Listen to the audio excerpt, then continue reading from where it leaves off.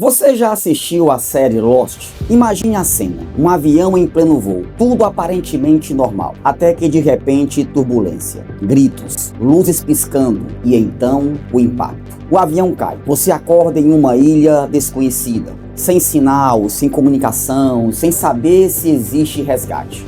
O medo inicial é do ambiente, calor, fome, selva, incerteza. Mas então algo muda. Um barulho estranho ecoa entre as árvores. Um som metálico, troncos sendo arrancados, o chão vibrando. E surge aquilo que ninguém consegue explicar. Uma fumaça preta se movendo pela selva. Eles passam a chamar de um monstro, mas o medo não para ali. Logo surgem também os outros. Pessoas que já viviam na ilha, misteriosas, imprevisíveis, ameaçadoras. E pouco a pouco algo começa a acontecer. Sempre que algo dava errado, a culpa era do monstro ou dos outros. Faltou comida? Os outros. Alguém desapareceu? Os outros. Algo saiu do controle? O monstro. Era mais fácil acreditar que havia um inimigo externo do que admitir a própria falta de organização, clareza e liderança. E é aqui que Lost deixa de ser apenas uma série, porque isso acontece todos os dias dentro das empresas. Dentro das organizações, o nome muda. O monstro vira o mercado, a economia, o cliente difícil,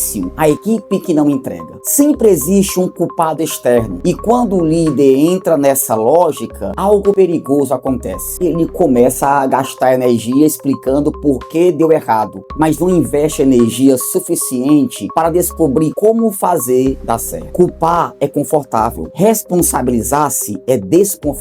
Culpar protege o ego, assumir exige maturidade. Imagine uma empresa chamada Ilha SA. O setor comercial fecha contratos acima da capacidade operacional. A operação atrasa entregas. O cliente reclama. Reunião de crise. O diretor comercial diz: a operação acompanha o ritmo. O gerente operacional responde: o comercial vende o que não existe. O financeiro diz: vocês dois estouraram o orçamento. E assim nascem os outros. O problema nunca é sistêmico, sempre é culpa de alguém. Enquanto isso, o cliente continua insatisfeito. O time continua dividido.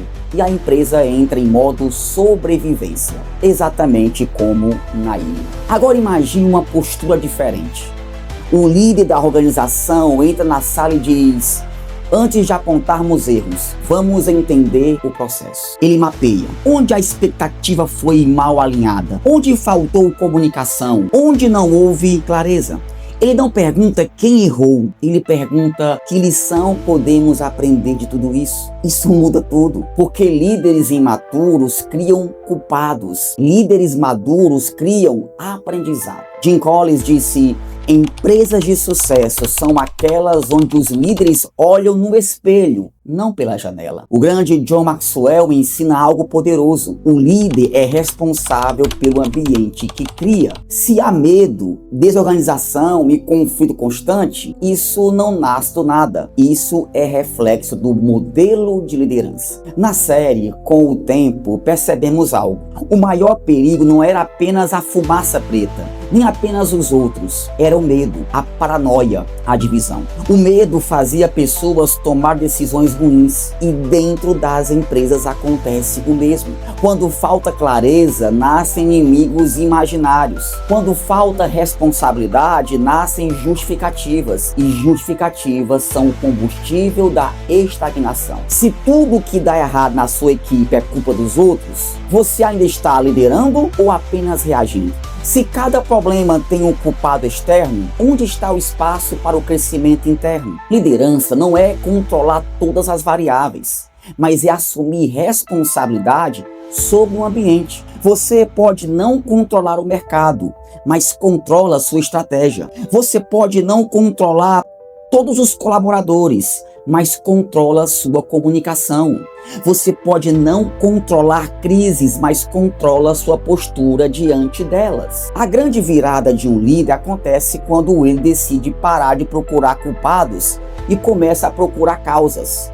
Quando ele substitui quem fez isso por O que precisamos ajustar? Quando ele troca o discurso de acusação pelo discurso de construção. Na ilha de Lost, o monstro parecia invencível. Os outros pareciam ameaçadores. O ambiente parecia hostil. Mas o verdadeiro desafio não era sobreviver à ilha. Era sobreviver a si mesmo. Na liderança acontece o mesmo.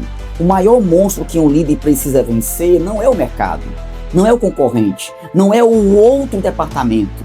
É a necessidade de ter razão, é o impulso de culpar, é o medo de assumir. Liderar não é vencer os outros, é desenvolver pessoas. E líderes que vivem apontando culpados nunca constroem times fortes. Aqui no Líderes Inúteis, nós defendemos uma liderança diferente. Uma liderança que não precisa criar monstros para explicar fracassos. Uma liderança que olha para dentro antes de olhar para fora. Porque quando o líder assume responsabilidade, a equipe assume compromisso. E quando a equipe assume compromisso, o monstro deixa de ser ameaça e vira aprendizado.